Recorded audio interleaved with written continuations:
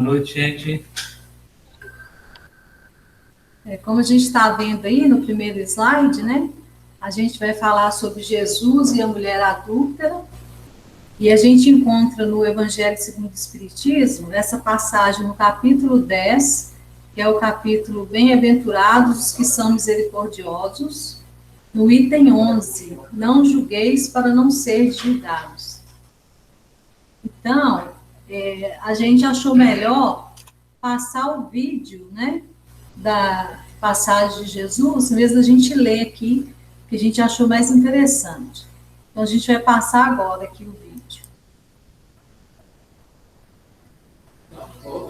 Ouvistes que foi dito, olho por olho e dente por dente. Eu, porém, vos digo que não resistais ao mal, mas se qualquer te bater na face direita,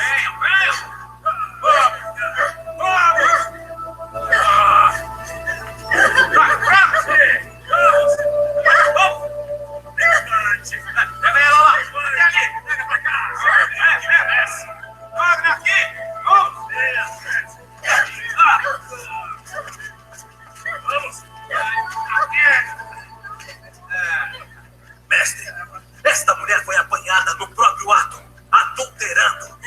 E na lei nos mandou Moisés que as tais sejam apedrejadas. Tu, pois, que dizes?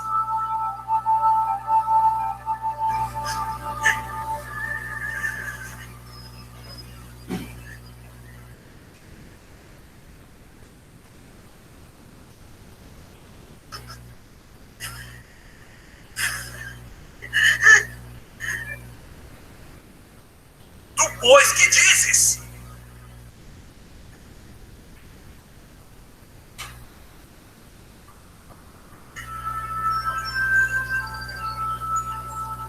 Aquele que de entre vós está sem pecado, seja o primeiro que atire pedra contra ela.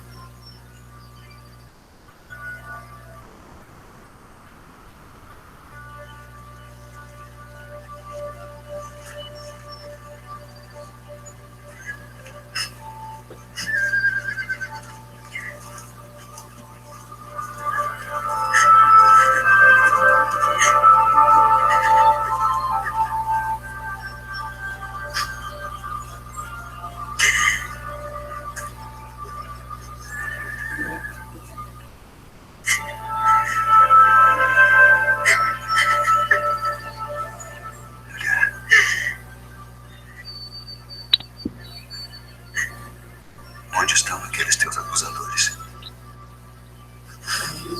Ninguém te condenou.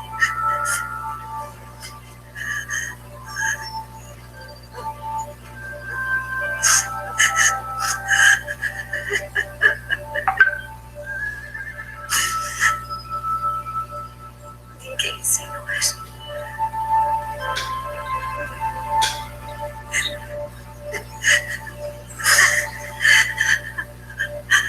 Nem eu também te condeno.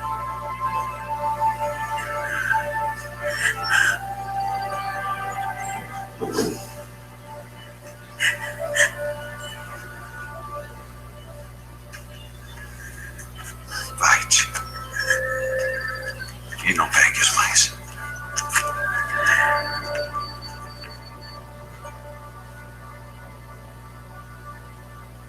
Então, tá aí, né, gente, a passagem. Para mim, é um dos mais belos ensinamentos de Jesus. A gente quer lembrar, né, que cada gesto, cada palavra de Jesus, e até mesmo o silêncio de Jesus, né, com isso, ele traz grandes ensinamentos para a gente. Então, a gente vai pegar parte por parte dessa passagem, para que a gente possa estudar e entender tudo o que aconteceu e o que ele queria ensinar. Os escribas e fariseus trouxeram uma mulher apanhada em adultério. Cada um de nós vai se posicionando entre os escribas e os fariseus.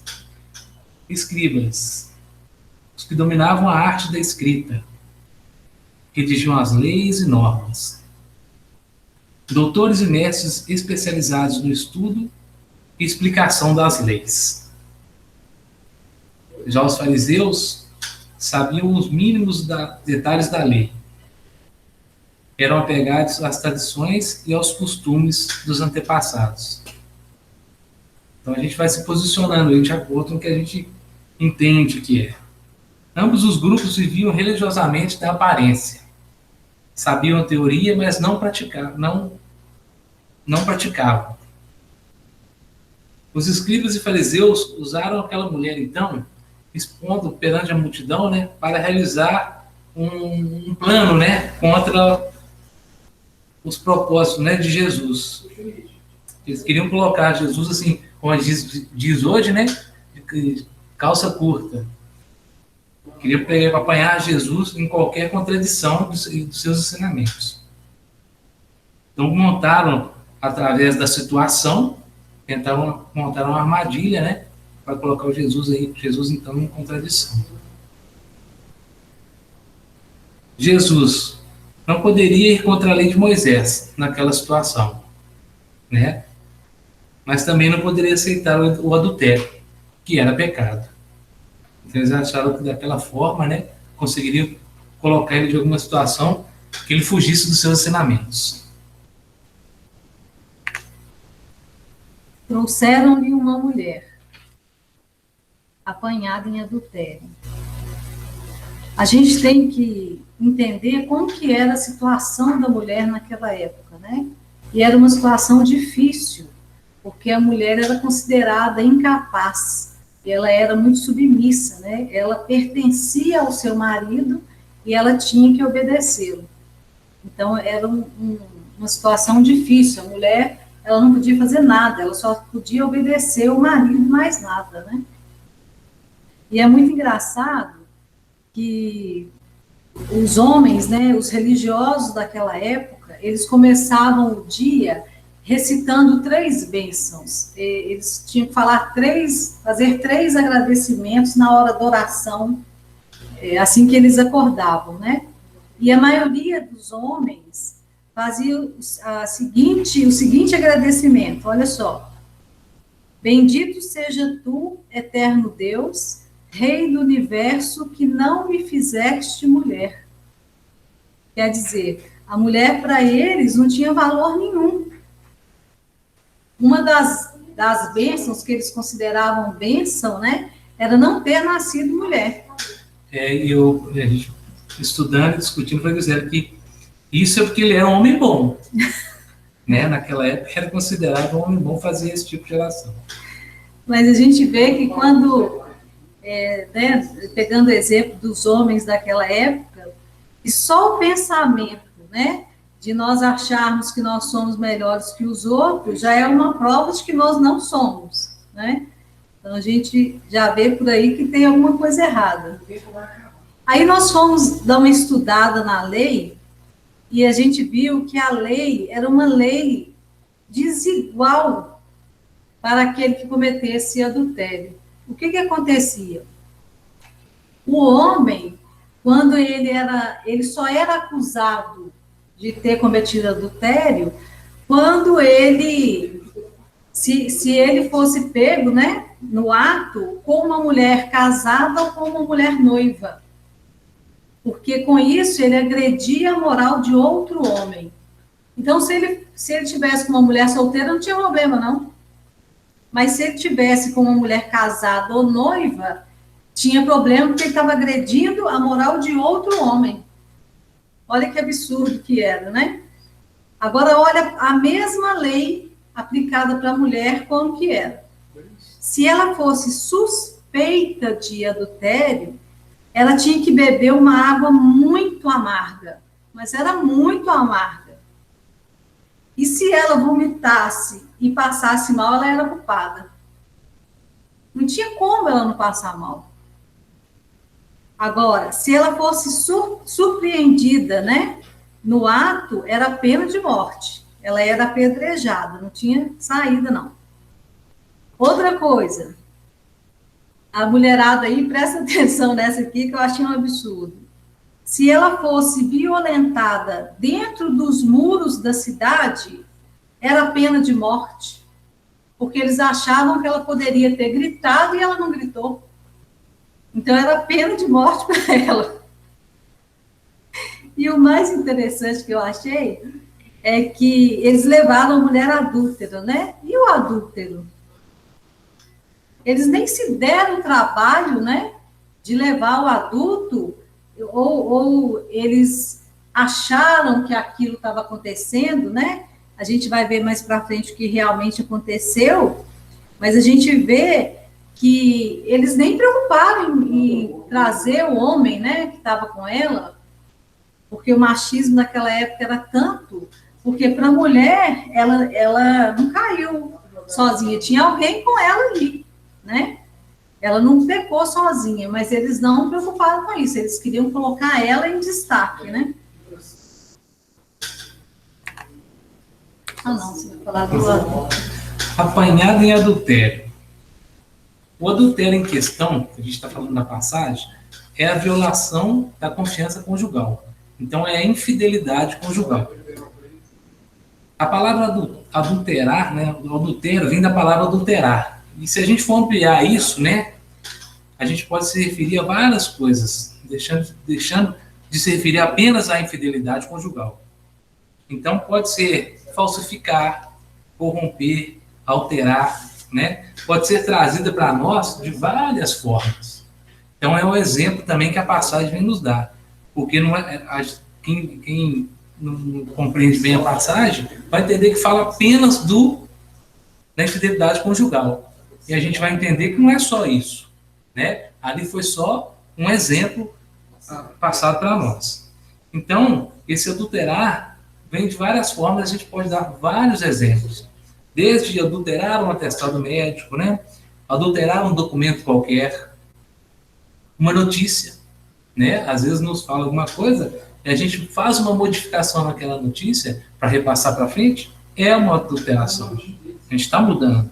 Adulterar um resultado, uma dosagem, seja do medicamento, né? Seja do que for, de um texto ou até de um exame.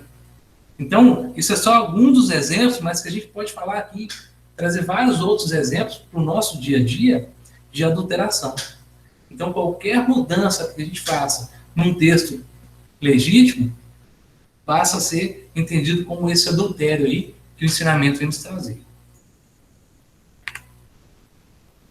E pondo-a no meio de todos, disseram a Jesus: Mestre, essa mulher foi apanhada do próprio ato adulterando. E na lei nos mandou Moisés que tais mulheres sejam apedrejadas. Tu, pois, o que dizes? Então, vamos ver a primeira parte aí que fala, e pondo-a no meio, né? Aí tem um detalhe muito interessante, que quem levou essa mulher lá para o meio da praça, né? Ela foi levada pelos religiosos daquela época, e os religiosos, eles tinham a responsabilidade de educar moralmente aquele povo. E naquele momento, né, ao contrário dessa educação moral, eles estavam provocando ali um escândalo, né?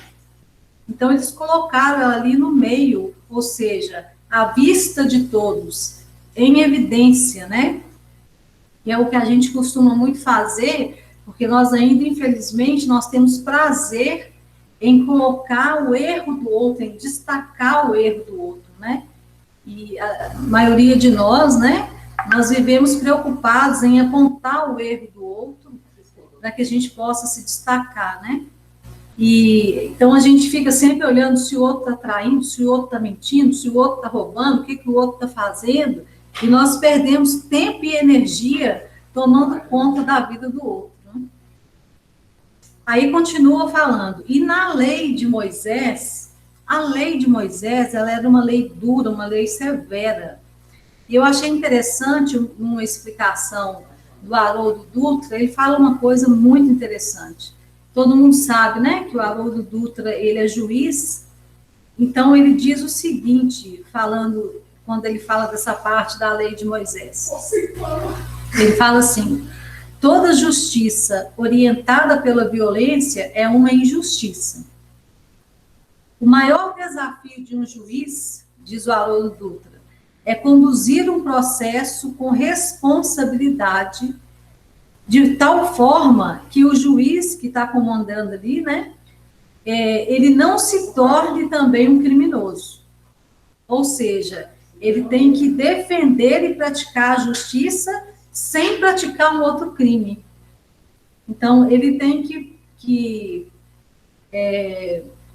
como que fala? Fazer estar ali envolvido naquele processo, conduzir um processo, né? Sem se tornar um criminoso também. Então, o juiz, ele tem que usar de responsabilidade, né?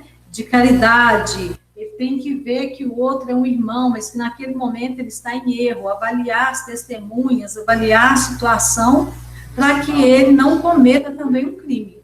Então, é muita responsabilidade. Só para a gente ver o tamanho da responsabilidade que ele dá a sentença. Mas a gente vê, assim, se não for uma audiência de júri popular, né, que quem vai dar a sentença é o júri, ele é que tem que tomar a decisão. E ele vai ter que conviver com isso, né, pro resto da vida dele. Então, a situação dele é bem complicada, né, na hora de tomar essa decisão.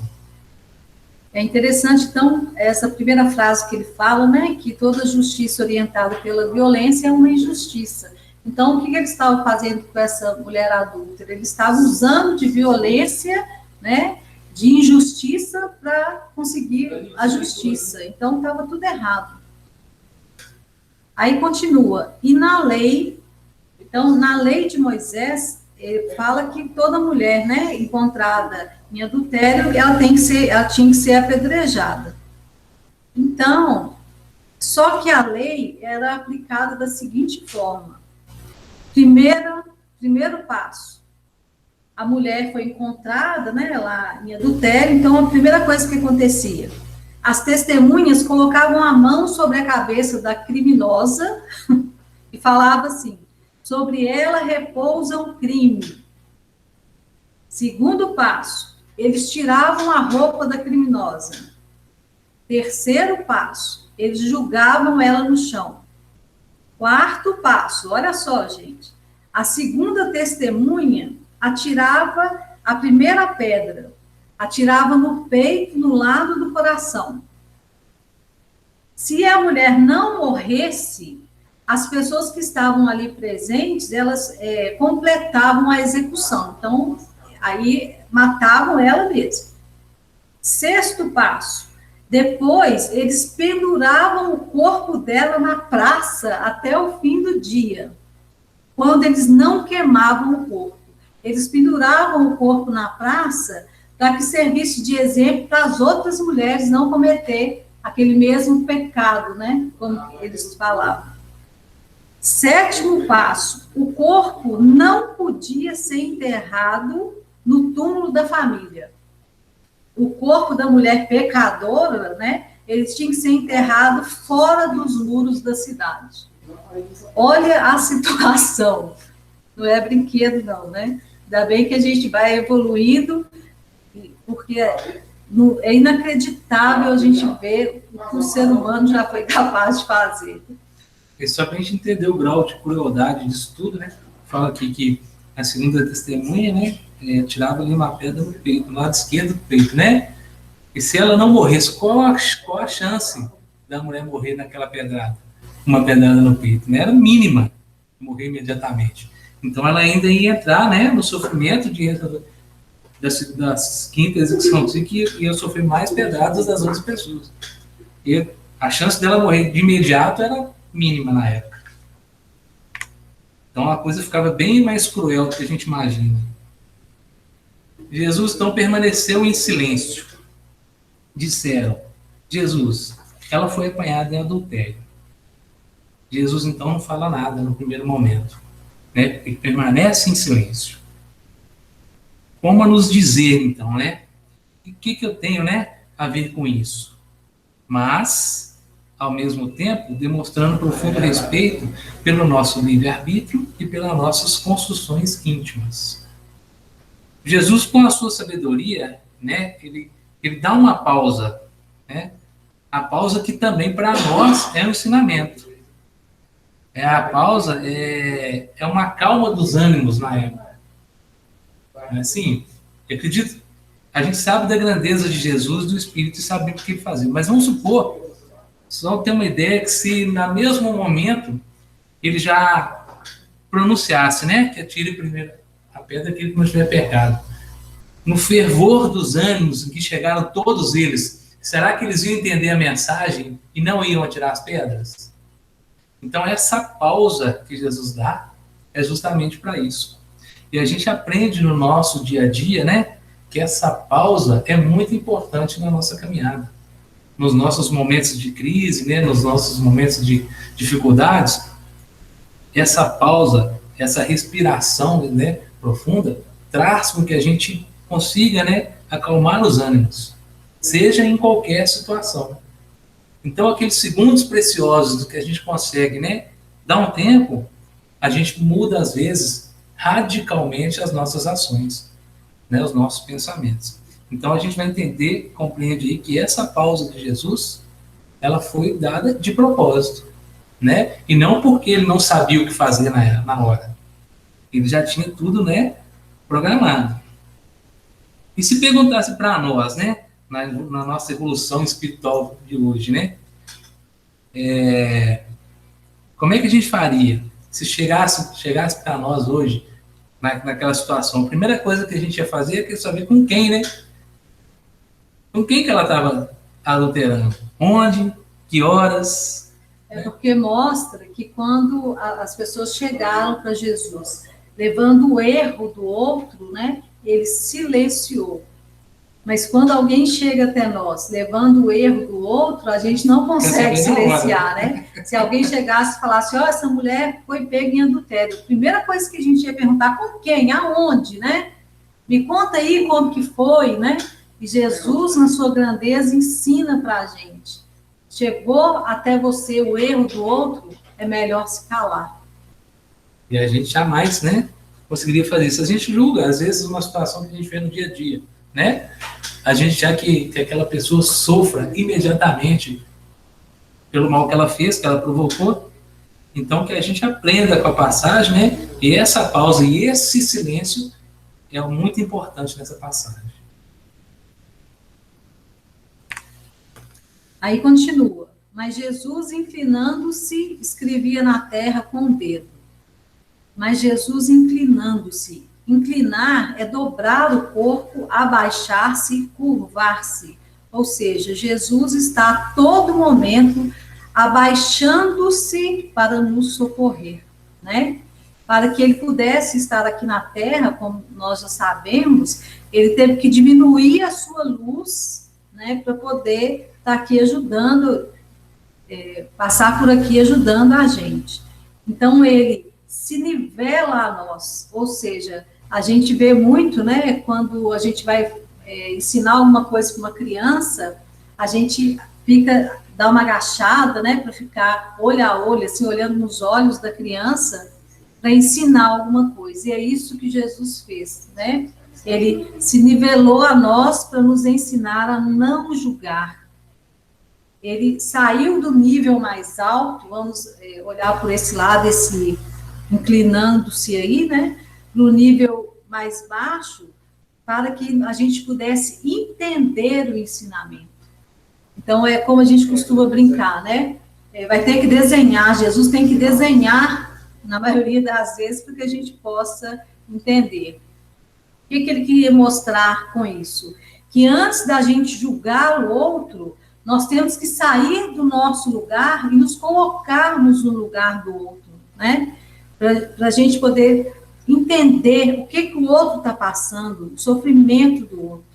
Aí, doutor Bezerra de Menezes diz assim: aquele que não aprende a descer as regiões de dor e de sofrimento não sabe o caminho para o céu. Então, nós sempre temos que nos colocarmos no lugar do outro, né, para que a gente possa entender o sofrimento, a carência, o porquê que a pessoa está sentindo, está passando por aquilo. Aí continua falando que ele escrevia na terra com o dedo, né? Ele escreve com o dedo na terra para nos mostrar, né, qual a direção que nós podemos apontar o nosso dedo. A única direção que a gente pode apontar é para o chão, né? Porque nós não temos o direito de julgar ninguém, porque nós também somos cheios de defeitos, e cheios de pecados, vamos dizer assim, e os nossos defeitos são só defeitos diferentes do nosso irmão, mas todos nós temos defeitos. Lá no Livro dos Espíritos, na questão 192, tem uma pergunta lá que fala por que nós não podemos e não devemos julgar, e a resposta é a seguinte: há muitas ações que são crimes aos olhos de Deus, e o mundo nem sequer como faltas leves considera. Ou seja, a nossa visão de justiça, ela é limitada conforme a nossa evolução. Então, o que a gente acha, né, que não são crimes, são, né, e o que a gente acha que não é, pode ser. Então, assim, a gente tem uma evolução ainda muito limitada, uma visão muito limitada, para que a gente possa julgar, porque a gente ainda não tem condição de saber direito o que está certo, o que não está. Lógico que a gente sabe tudo sobre o bem e do mal, né? Mas muitas ações nossas são crimes aos olhos de Deus e a gente acha que não. Então, quem somos nós, né, para poder julgar alguém?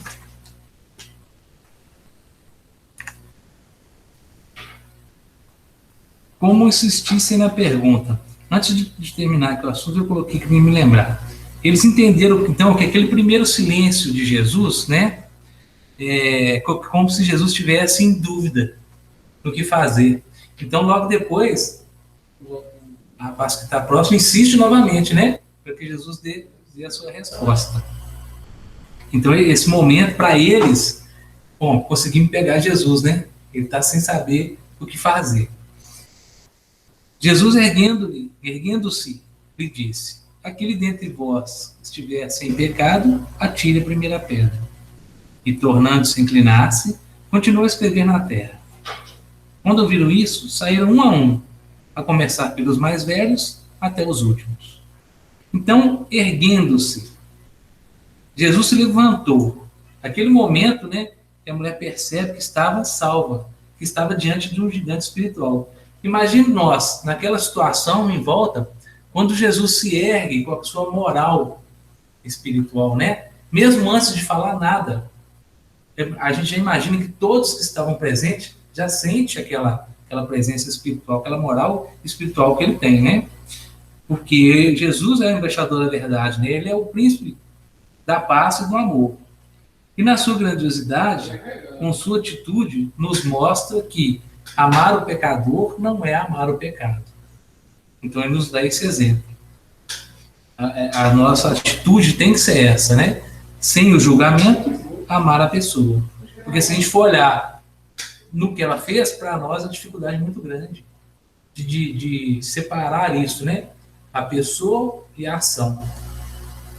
Às vezes a ação é muito violenta e a gente está acostumado a ver isso no dia a dia, a gente já peca já só de ver a ação sem querer saber o que causou aquilo tudo. Então, surpreende a todos, Jesus surpreende a todos. Aquele que dentre vós estiver sem pecado, atire a primeira pedra.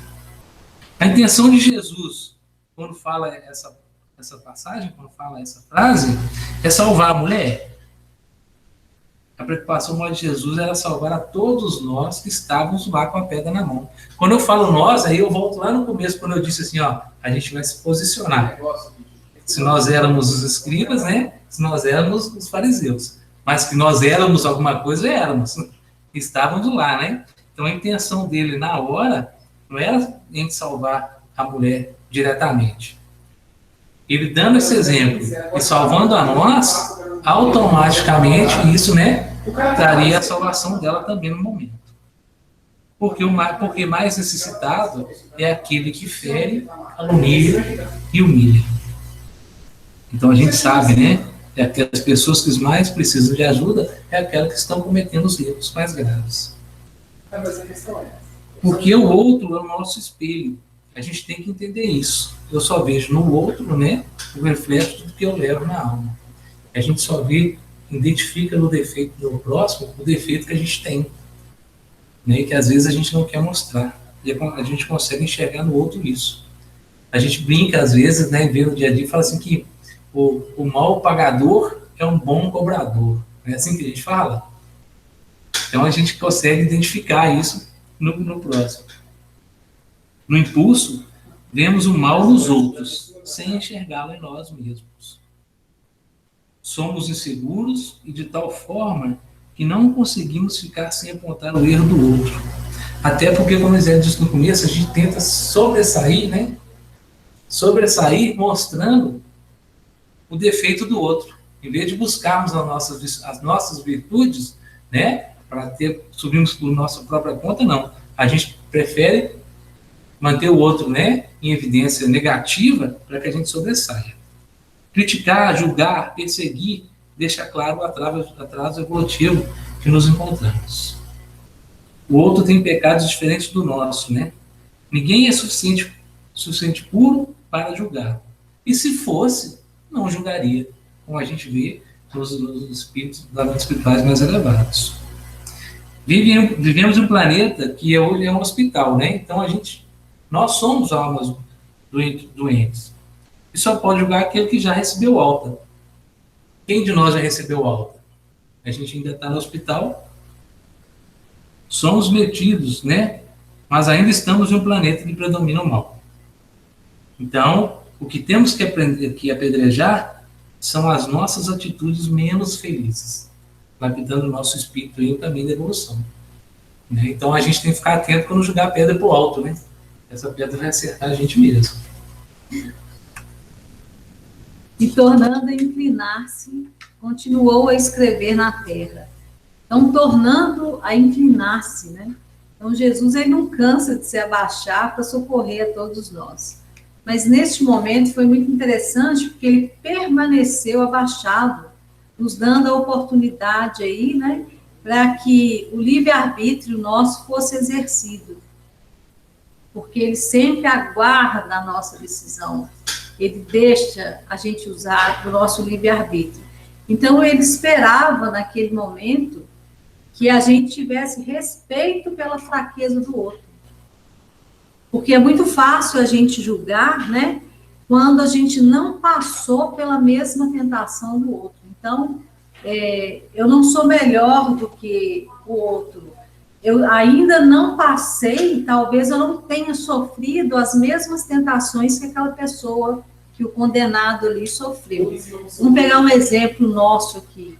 A gente gosta muito, né, de falar dos políticos corruptos, né? Então, será, com a facilidade que tem, né, no meio da política, dos roubos, né, das mordomias e tudo mais, será que se nós estivéssemos lá, no lugar daquele político, passando ali, envolvidos ali naquela mesma tentação material, será que a gente não roubaria? Ou será que a gente roubaria menos? Né? Então, é muito fácil a gente julgar quando nós estamos longe da tentação. Mas é muito difícil a gente estar envolvido ali naquela tentação e resistir, né? A gente tem que ser firme nisso e resistir. Mas nós não podemos julgar, porque às vezes nós não passamos pelas mesmas tentações que aquele irmão, que aquela irmã passou. E continua dizendo, e ele escrevia na terra, né? Eu achei interessante essa parte, porque vários autores, eles começaram a supor, a adivinhar o que Jesus estava escrevendo ali na terra naquele momento. Então, alguns falaram que ele escreveu o nome do cúmplice, outros falaram que ele escreveu o nome do marido, e o que eu achei mais interessante é que eles falaram que ele escrevia ali palavras misteriosas, onde os curiosos que estavam ali em volta, eles podiam ler ali as suas mazelas morais. Ou seja, Jesus estava lá escrevendo, chegava um curioso lá para ver, na hora que ele lia, estava escrito lá no chão, prepotente, orgulhoso, hipócrita, né? Então, eu achei essa parte bem interessante. Jesus, então, ele é tão maravilhoso que ele estava escrevendo na Terra, né? Então, é no planeta Terra onde nós temos a oportunidade de escrever ou reescrever uma nova história da nossa alma, né? É onde ele nos dá oportunidade para que a gente possa evoluir.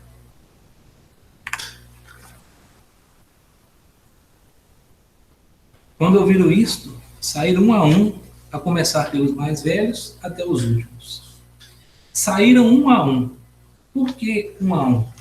Porque somos indivíduos, né, únicos.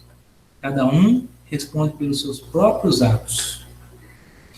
Toda decisão é pessoal, né? Por isso nos é passado que saiu esse um a um, para especificar justamente isso. Cada um saiu por conta própria, né? Cada um tomou a sua decisão. Todos os nossos atos, palavras e pensamentos são registrados pela lei divina. Então, quando entendemos o tamanho da misericórdia de Deus, aprendemos que cada um recebe exatamente aquilo que dá. Então, a gente está aí, né, no dia a dia, para colher tudo aquilo que cada um de nós plantou individualmente. A começar pelos mais velhos. Por que os mais velhos? Porque os mais velhos trazem mais experiência, né? Tem muita experiência na vida. Mas também maior soma de remorsos, problemas e manias. Tem consciência da sua condição espiritual, da sua evolução e de suas fraquezas. E a gente vai vendo isso mesmo, né? Na medida que a gente vai envelhecendo com a experiência, a gente vai tomando consciência disso. Às vezes não quer entender que já entende, né? Que a gente já consegue perceber isso. Mas a gente já tem consciência sim. E a Amélia Rodrigues diz o seguinte: a construção de natureza moral demanda tempo, exige esforço, começos e recomeços, até se tornar sólida, existente. Então, isso vai ser a nossa caminhada, né? Tomando esse esforço, recomeçando, até que a gente consiga entender realmente como é que a gente deve ver as situações, né? Conhecimento, então, não é o mesmo que sabedoria. Isso a gente aprende, né? Que a sabedoria é só quando a gente consegue trazer esse conhecimento para a prática. Aí continua dizendo assim: ficou só Jesus e a mulher, endireitando-se Jesus, e não vendo ninguém mais, perguntou-lhe: mulher, onde estão os teus acusadores? Ninguém te condenou? Respondeu ela: ninguém, Senhor. Então ficou só Jesus e a mulher, né? A gente entende que nada fica escondido aos olhos de Deus e de Jesus. Então, ela estava ali perante a sua consciência. O seu maior juiz naquele momento, né, não era Jesus, era a sua própria consciência. Era o momento dela com ela mesma, né? Então, a dor, a vergonha, o remorso já são a nossa sentença. O nosso sofrimento já é com o peso, né, vamos dizer assim, da nossa consciência. Porque não existe nada pior do que uma consciência culpada, né? E o que é interessante é que a nossa verdadeira liberdade só existe quando nós estamos quites com a lei divina. A nossa verdadeira liberdade é quando nós conseguimos deitar nossa cabeça no travesseiro e dormir tranquilo, sem a culpa, né? Sem carregar nenhum tipo de culpa. Aí continua falando, endireitando-se Jesus, ou seja, Jesus ele se coloca numa postura correta, ou seja, ensinando para todos nós a postura adequada que nós devemos ter perante os acontecimentos da vida, a postura correta perante o erro do outro, né? Ele está ali nos ensinando que nós devemos não só agir como ele, mas reagir como ele, que é muito mais difícil. Porque se as pessoas avisam para a gente que estão trazendo uma mulher adúltera, a gente pode até não te lembrar o que Jesus fez, o que Jesus falou, e vão repetir ali aquilo que a gente já estudou, fazer igual a Jesus. Mas se a pessoa traz de surpresa, e a gente reage naquele momento com aquela surpresa, na maioria das vezes a gente reage com aquilo que a gente realmente tem dentro da gente, né? Então, é necessário que a gente comece a reagir como Jesus reagiria. aí sim a gente está mostrando que realmente a gente está entendendo, absorvendo os seus ensinamentos. Por isso, né, Pedro, que a gente deu ênfase naquela pausa, né, que Jesus dá. E a gente dando essa pausa a nós mesmos, a gente consegue raciocinar pelo aprendizado que a gente tem, pela a bagagem que a gente está aprendendo, que a gente deve olhar de outra forma, de outro parâmetro da situação. Isso, aí continua. Então, Jesus, endireitando-se, ou seja, ele se colocou numa postura e ele não viu mais ninguém. Na hora que ele olhou, não tinha mais ninguém ali. E por que os acusadores saíram dali? Primeiro, por causa depois dessa frase de Jesus, né? Então, quer dizer, cada um calou sua boca e foi resolver seus problemas íntimos. Mas uma coisa muito interessante é que estava ali a virtude em pessoa, a moral viva em pessoa, né? A moral viva estava ali na frente deles. Então, por exemplo, se uma Gisele está ali na praça na hora e fala, aquele que tiver sem pecado, atire a primeira pedra, eles tacavam pedra até na Gisele, mas era Jesus, né? Era a virtude que estava ali. Então, o magnetismo de Jesus é tão grande, o respeito que ele passa é tão grande também, que ele conseguiu ali atingir a consciência de cada um e ninguém conseguiu ficar ali mais, porque estava ali Jesus. Então, Jesus, na hora que ele se levanta, não tinha mais ninguém ali, porque não tinha ninguém em condição moral de olhar nos olhos de Jesus. Porque nós não temos autoridade moral para julgar ninguém, né? Então, ali não tinha. E quem tem autoridade moral, que são os amigos espirituais, os espíritos mais evoluídos, eles não julgam. Nem os encarnados, nem os desencarnados. A gente nunca viu Chico Xavier julgando ninguém, né? Porque o espírito puro, ele não julga. Ele educa com amor e dá o exemplo de amor, né? Então, por que não tinha mais ninguém ali? Porque ali não tinha ninguém justo. Eles estavam tentando fazer justiça de uma forma injusta, né? Estava tudo errado. O justo, ele não é covarde. Ele luta com sabedoria contra as suas más tendências, sem acusar ninguém. O justo não aponta o erro do outro. Você nesse mesmo. Ninguém te condenou. Não tinha mais acusadores, né? Não podemos acusar ou condenar ninguém. Porque independente do que a pessoa fez, né? Não sabemos os motivos que levaram ao erro. O real motivo. A gente às vezes não sabe da história e já está julgando. A gente não procura saber. Hoje em dia isso está no auge, né? É o fake news, né? Assim? Hoje, então, é tudo que se fala, tudo que fala contra uma pessoa e que não é concorda, falam que é fake news. Então, a gente tem que estar atento a isso também. Então, quais as necessidades da pessoa? Então, no caso aqui da adulta, né? Que ela levou a isso. Quantas vezes faltou, né, até ela o que comer, né? Quais as tentações que a fizeram cair, as promessas de amor que ela pode ter, né, tido do adulto, que o adulto pode ter feito para ela algumas promessas. Não sabemos quantas vezes ela foi humilhada ou desprezada pelo próprio marido. Com um detalhe, né, gente? O suposto amante. Não sabemos das carências e da solidão do outro. Então, a gente não sabe o que levou àquela situação. Mas a gente já tem, né, o nosso julgamento na ponta da língua. Temos que levar a criatura que está no erro a despertar e buscar um novo caminho. E não pisar em cima, né? Como diz o ditado, né? A gente adora chutar cachorro morto.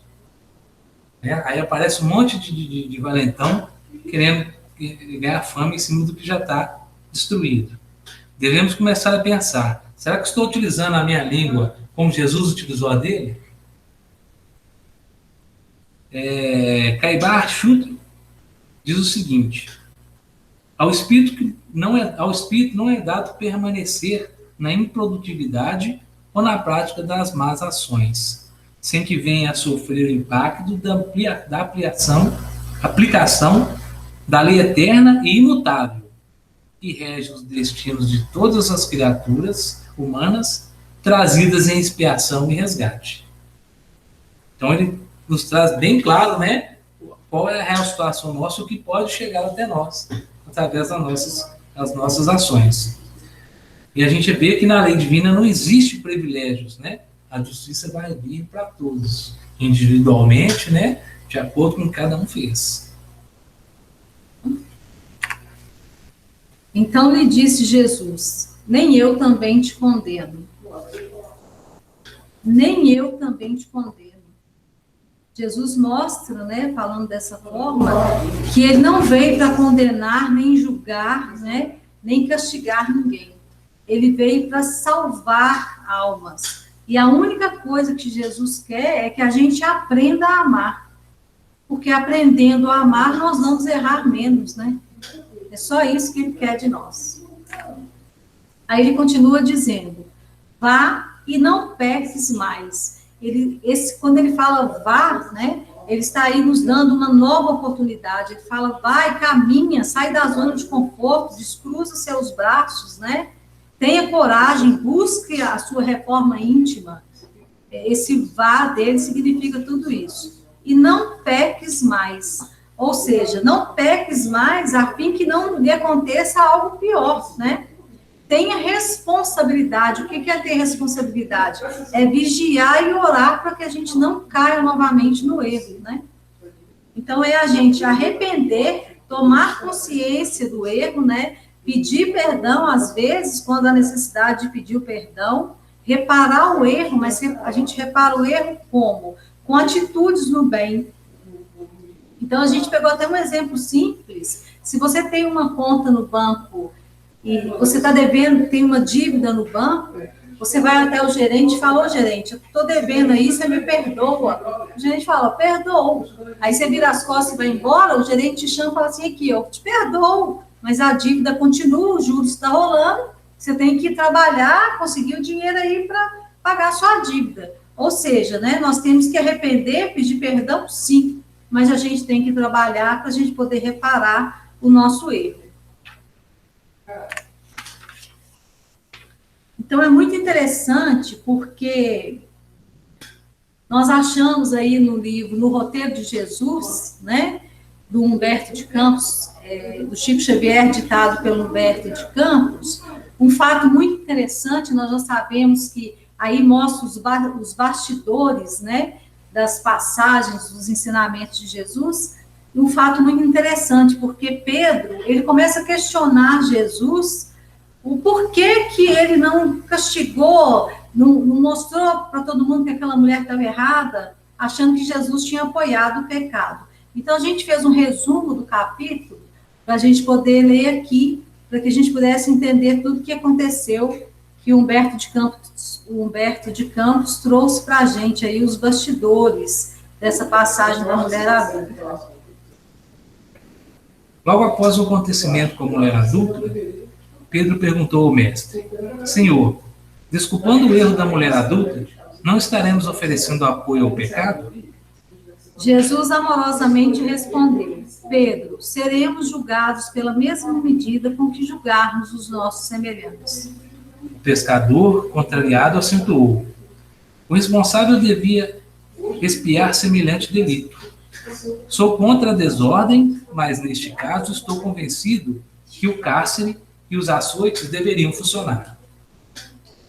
Neste ponto do entendimento, velha mendiga que ouvia a conversação, caminhando vagarosamente quase junto deles, exclamou: bondoso Senhor, a mulher apedrejada é minha sobrinha, filha de minha irmã, que é paralítica e cega. Moramos nas vizinhanças e vínhamos ao mercado em busca de alimento, quando fomos assaltadas, né, atacadas por um rapaz que, depois de repelido por ela em luta corpo a corpo, saiu a indicá-la ao povo para a lapidação.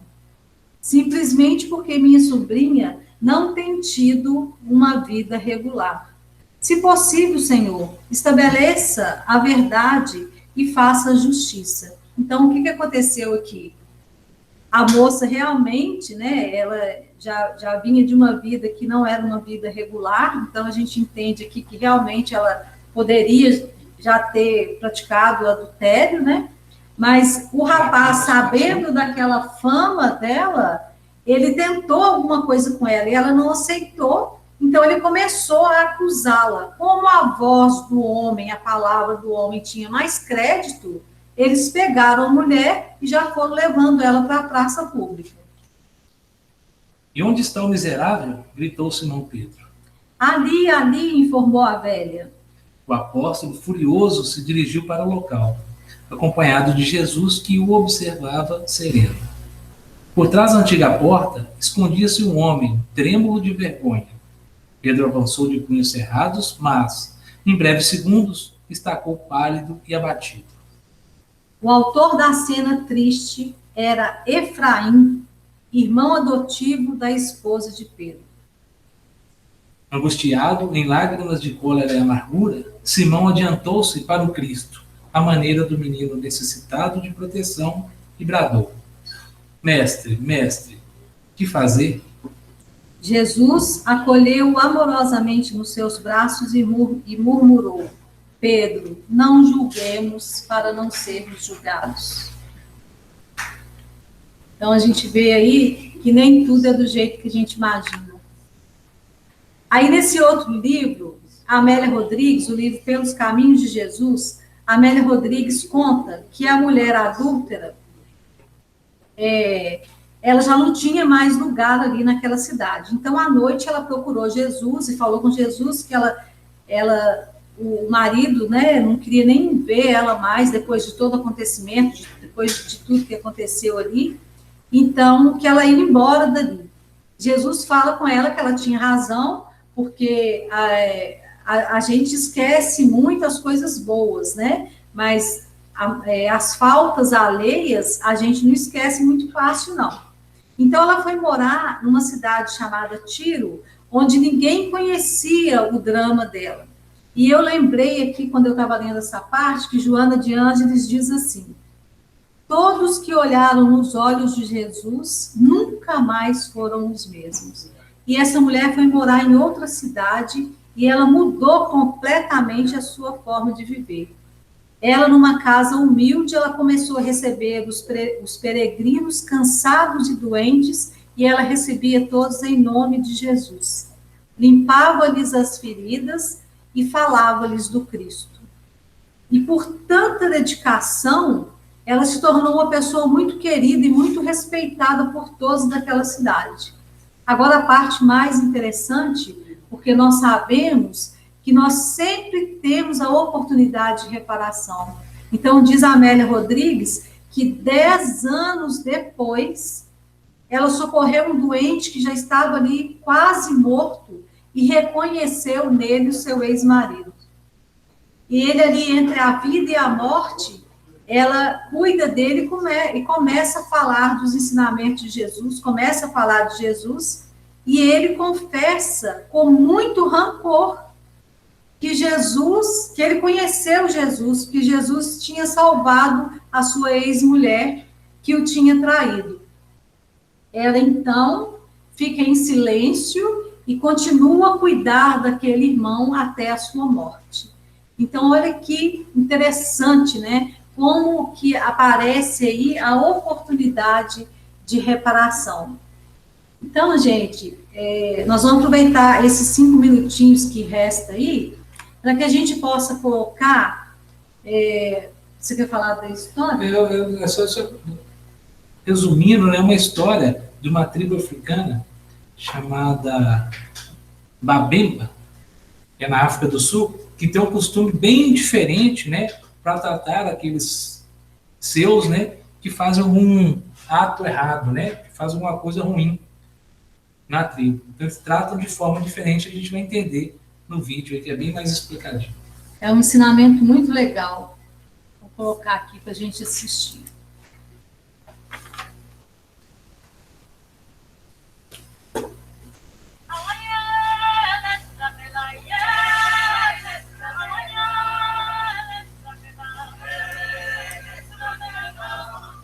tribo Babemba, na África do Sul, tem um costume muito bonito de solucionar problemas e dar chance ao perdão. Quando alguém faz algo prejudicial e errado, eles levam a pessoa para o centro da aldeia e toda a tribo vem e o rodeia. Então, cada pessoa fala, uma de cada vez ao réu, todas as benfeitorias que este tenha feito na vida detalhadamente, cada ato benéfico, solidário e humanitário. Durante 2 dias, eles vão dizendo ao homem todas as coisas boas que ele já fez. A tribo acredita que cada ser humano vem ao mundo como um ser bom, cada um de nós desejando segurança, amor, paz e felicidade. Mas às vezes, na busca dessas coisas, as pessoas cometem erros. A comunidade enxerga aqueles erros como um grito de socorro da alma.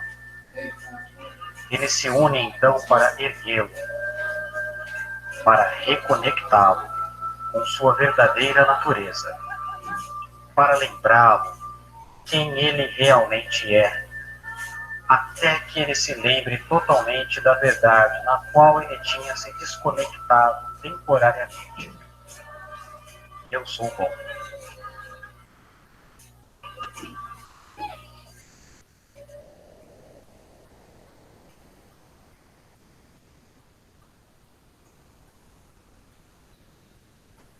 Sawabona é um cumprimento usado na África do Sul que quer dizer: eu te respeito, eu te valorizo, você é importante para mim. Em respostas, as pessoas dizem Shikoba, que significa então eu existo para você.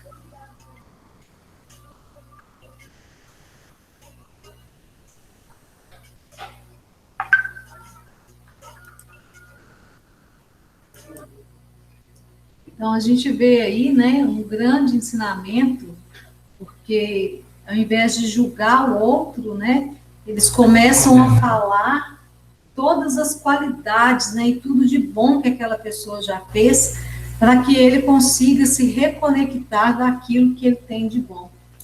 Eu achei muito interessante. Então, só para encerrar, né, para a gente agradecer a todos aí pela paciência, né, pela atenção. Muito obrigada aí pela oportunidade. Rodrigo, você que já fez o miudinho dessa passagem, você quer acrescentar alguma coisa, você fica à vontade. Foi tudo muito bem colocado, a gente ficou aqui prestando atenção e muito bacana, essa passagem de Jesus é muito esclarecedora, né? Traz muitas coisas, e vocês trouxeram autores aí que a gente falou antes, Amélia Rodrigues, Humberto de Campos, citou também o nosso irmão, o que eu gosto, como é que é o nome dele mesmo?